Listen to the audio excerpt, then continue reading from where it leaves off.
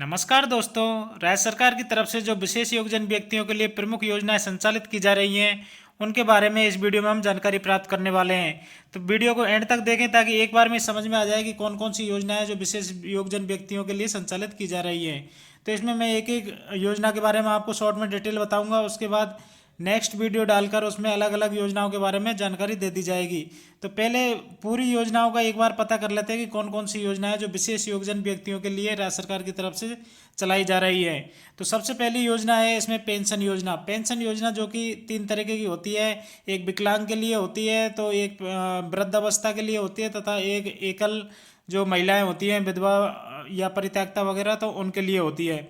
तो यहाँ पर हम केवल बात कर रहे हैं विशेष योग्यजन व्यक्तियों के लिए। तो विशेष योग्यजन व्यक्ति के लिए पेंशन योजना का लाभ दिया जाता है, जिसमें पेंशन योजना में परिवार की वार्षिक आय ग्रामीण क्षेत्र में 48,000 रुपये वार्षिक से अधिक नहीं होनी चाहिए, तथा शहरी क्षेत्र में 60,000 रुपये से अधिक आय नहीं होनी चाहिए, तो वो पेंशन योजना का पात्र रहेगा।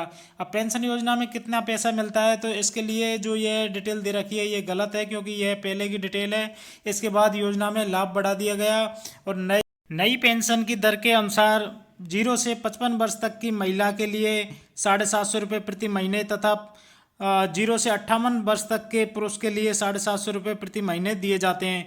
इसके अलावा जैसे ही 55 या 58 वर्ष से ऊपर जब एज जाती है तो उसके हिसाब से ही धीरे धीरे वो पैसा बढ़ता जाता है। एज के हिसाब से पैसा बढ़ता है, तो 750 के बाद 1,000 रुपये हो जाता है, 1,000 के बाद 1,250 रुपये हो जाता है। तो इस तरीके से ये पेंशन की दरें जो कि वर्तमान दर हैं, तो इस हिसाब से इनको पैसा मिलता है। और नई दरों के लिए और पेंशन योजना की अधिक जानकारी के लिए चैनल पर वीडियो अवेलेबल है, तो वहाँ पर जाकर पेंशन योजना के नाम से आप वीडियो देख सकते हैं। तो पहली योजना दिव्यांग व्यक्तियों के लिए पेंशन योजना है, जिसके बारे में मैंने आपको बता दिया है।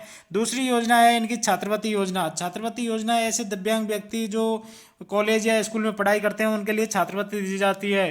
तो स्कूल में पढ़ाई करने पर भी छात्रवृत्ति मिलती है, तो वो उसमें भी दर को बढ़ा दिया गया है। तो नई योजना के तहत जो बच्चों को पहले 40 और 50 रुपये स्कॉलरशिप मिलती थी स्कूल में पढ़ने के लिए, उसको बढ़ाकर 500 और 600 रुपये कर दिया गया है।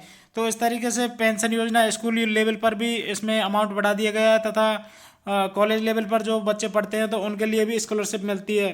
तो उसमें जो वार्षिक आय है वो है 2 लाख रुपये। 2 लाख रुपये से कम वार्षिक आय होनी चाहिए, तब जाके ये छात्रवृत्ति का लाभ ले सकते हैं। यानी कि कोई अगर इनकम टैक्स दे रहा है विकलांग व्यक्ति, तो उसको छात्रवृत्ति योजना का लाभ नहीं मिलेगा।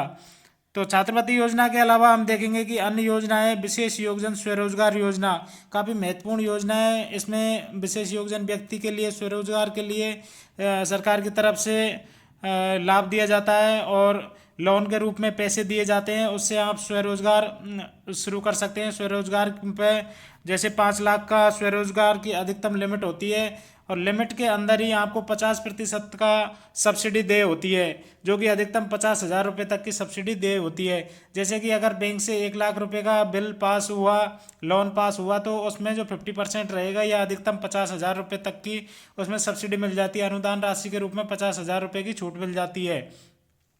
तो इसमें एज 18 से 55 वर्ष के बीच होनी चाहिए, तथा परिवार की आय 2 लाख रुपये अधिकतम होनी चाहिए।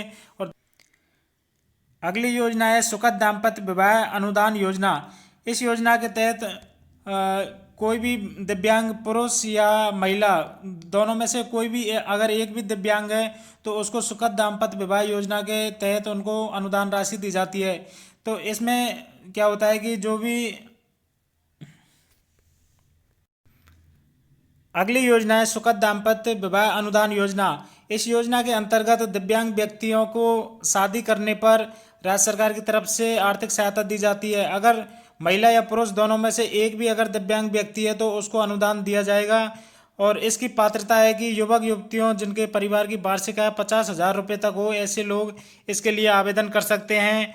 और इसमें पहले 25,000 रुपये ही सहायता दी जाती थी, अब उसको बढ़ाकर 50,000 रुपये कर दिया गया है। तो 50,000 रुपये सहायता राशि मिलती है अगर कोई दिव्यांग व्यक्ति शादी करता है। तो इसमें ध्यान रखना होगा कि दिव्यांग या पुरुष हो या महिला हो, कोई भी अगर एक भी दिव्यांग व्यक्ति है तो इस योजना का लाभ ले सकता है, और इसमें 50,000 रुपये की सहायता मिलती है। तो ये सुकद दाम्पत्य विवाह अनुदान योजना है, काफ़ी महत्वपूर्ण योजना है। प्रचलन में भी है ये योजना, क्योंकि इसमें काफ़ी लाभ मिल रहा है लोगों को। इसके अलावा जो अगली योजना हम बात करेंगे वो है संयुक्त सहायता कृत्रिम अंग उपकरण अनुदान योजना। तो इस योजना के तहत विशेष योग्यजन व्यक्ति जो आयकरदाता नहीं है उनको संयुक्त सहायता या कृत्रिम अंग उपकरण दिए जाते हैं। जैसे कि किसी के अगर सुनने में प्रॉब्लम है तो उसको कान की मशीन दी जाती है, किसी के पैर की दिक्कत है तो उसको कृत्रिम पैर दिया जाता है। तो इस तरीके से लाभ दिया जाता है। इसके अलावा 10,000 रुपये तक की आर्थिक सहायता भी उपलब्ध करवाई जाती है।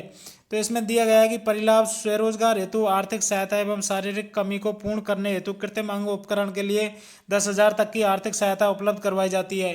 तो यह भी काफ़ी महत्वपूर्ण योजना है कि संयुक्त सहायता कृत्रिम अंग उपकरण अनुदान योजना।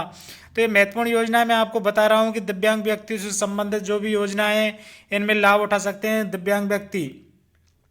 इसके अलावा जो अगली योजना है वो है विशेष योगजन अनुप्रति योजना। तो अनुप्रति योजना में क्या होता है कि जो RAS, IPS, IAS जो सिविल सेवा परीक्षा होती हैं जो UPSC द्वारा कंडक्ट करवाई जाती हैं, तथा जो राजस्थान में RPSC द्वारा और RSMSSB द्वारा जो भी एग्ज़ाम कंडक्ट करवाई जाती हैं उनमें चयन होने के बाद जो अनुप्रति योजना के तहत लाभ दिया जाता है, तो उसके लिए विशेष योगजन अनुप्रति योजना है। हालांकि इस योजना को अब बंद कर दिया गया है। इसके स्थान पर नई योजना जो अनुप्रति फ्री कोचिंग योजना के नाम से वो संचालित कर दी गई है, और उसमें आवेदन करने पर भी दिव्यांग व्यक्तियों को प्राथमिकता के साथ लिया जाएगा। इसके अलावा जो अगली योजना है विशेष योगजन पालनहार योजना। तो पालनहार योजना में विशेष योगजन व्यक्तियों को काफ़ी लाभ मिलता है। तो इसमें परिलाभ की पात्रता क्या है कि विशेष योगजन माता या पिता के बच्चे विशेष योगजन परिवार का वार्षिक आय 1.20 लाख से अधिक नहीं होना चाहिए। यानी कि किसी भी बच्चे के माता या पिता में से एक भी अगर दिव्यांग है, माता हो या पिता हो, तो उन्हें पालनहार योजना का लाभ मिलेगा। और पालनहार योजना के अंतर्गत वार्षिक आय 1.20 लाख से अधिक नहीं होनी चाहिए, तथा इसमें जो लाभ मिलेगा वो 0 से 6 वर्ष तक के बच्चों के लिए 500 रुपये प्रति माह तथा 6 वर्ष से 18 वर्ष तक की आयु के बच्चों के लिए 1,000 रुपये प्रति माह अनुदान राशि दी जाती है। तथा इसके अलावा भी जो वार्षिक देय राशि होती है उसमें 2,000 रुपये प्रति बच्चा 1 वर्ष के दिए जाते हैं, जिसमें कि बच्चे को स्वेटर, बस्ते, जूते आदि के लिए, कपड़ों के लिए दिए जाते हैं। तो काफ़ी अच्छी योजना है। अगर जैसे कोई दिव्यांग व्यक्ति है, उसके 3 बच्चे हैं, तीनों ही स्कूल में पढ़ते हैं, तो उसको 1,000 रुपये प्रति महीने एक बच्चे पर मिलेंगे। तो 3 बच्चों पर उसको 3,000 रुपये प्रति महीने मिलेंगे। 3,000 रुपये प्रति महीने के हिसाब से 12 महीने का हम कैलकुलेट करेंगे, तो 12 इंटू 3,000 करेंगे तो 36,000 रुपये यहाँ पर निकल के आ जाएगा। तो 36,000 रुपये तो ये हो जाते हैं बच्चों को पढ़ाने के लिए, तथा 36,000 में हम 2,000 रुपये वार्षिक अनुदान उनके जोड़ेंगे जो स्वेटर, बस्ते और उसके लिए दिया जाता है। तो 3 बच्चों का 6,000 हो जाएगा। तो 36 और 6 हम टोटल करेंगे तो 42,000 रुपये तक की सहायता राशि 1 वर्ष में बच्चों को पढ़ाने पर दिव्यांग व्यक्तियों को मिलती है। तो काफ़ी अच्छा अमाउंट है 42,000 रुपये। इसके अलावा 42,000 तो पालनहार योजना के तहत दिव्यांग व्यक्तियों को मिल जाता है। तथा जो पेंशन योजना है, तो पेंशन में अगर दिव्यांग में माता या पिता में से अगर दोनों दिव्यांग है तो उनको लगभग जैसे 750 के हिसाब से अनुमान लगाते हैं, तो 1,600 रुपये, 1,500 रुपये मंथली उनको पेंशन के रूप में मिल जाता है। अगर इसको हम 12 महीने से कैलकुलेट करेंगे तो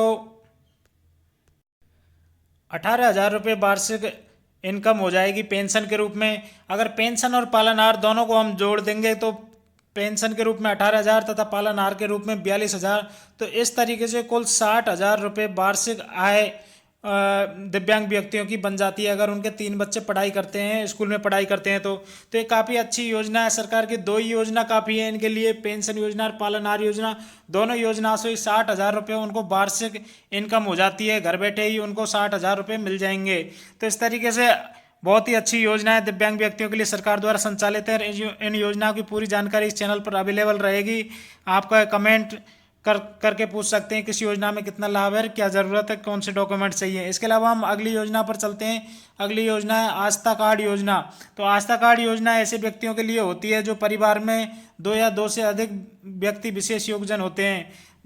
किसी भी परिवार में 2 व्यक्ति अगर विशेष योगदान है तो उनके लिए एक आस्था कार्ड जारी होता है जिनकी आय 1.20 लाख से अधिक नहीं होनी चाहिए। अब आस्था कार्ड का क्या फायदा है कि आस्था कार्ड जो परिवार होते हैं वो संबंधित विभाग द्वारा बीपीएल के समकक्ष उनको सुविधा मिलती है। जो लाभ बीपीएल योजना में मिलता है तो वही लाभ आस्था कार्ड योजना में दिया जाता है। तो इस तरीके से ये महत्वपूर्ण योजनाएं मैंने आपको बताई हैं कि दिव्यांग व्यक्तियों के लिए 8 महत्वपूर्ण योजनाएं, और इसी तरह की और योजनाओं की जानकारी के लिए आप चैनल पर बने रहें। वीडियो को लाइक शेयर सब्सक्राइब जरूर करते रहें तथा चैनल पर जाकर प्ले लिस्ट में आप स्कीम सेक्शन में इस तरह की योजनाओं की पूर्ण जानकारी प्राप्त कर सकते हैं। थैंक यू दोस्तों, मिलते हैं फिर नेक्स्ट वीडियो में।